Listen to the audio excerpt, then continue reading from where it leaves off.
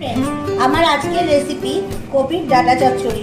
তো আমার কপির ডাটা চচ্চড়ি বানাবার জন্য লাগছে মিষ্টি কুমড়ো, ডুমো করে কেটে রাখা আলু, শিম আর এরকম কপির ডাটা। কপির ডাটাকে আমি এখানে ভাপিয়ে নেব।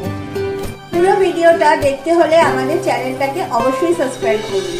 আমি সর্ষের তেল গরম করে নিয়েছি কড়াইতে। এবার আমি এর মধ্যে দিয়ে দিচ্ছি 5 ফোড়ন আর একে একে সমস্ত সবজিগুলো। সমস্ত সবজিগুলোকে আমি কড়াইতে ঠিক এরকম ভাবে নরম করে নিয়েছি।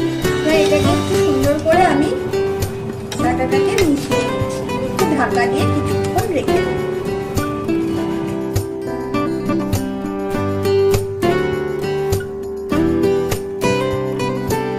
আজকে আমাদের এই ফুলকপির ডাটা চচ্চড়ি রেসিপিটা একদম রেডি।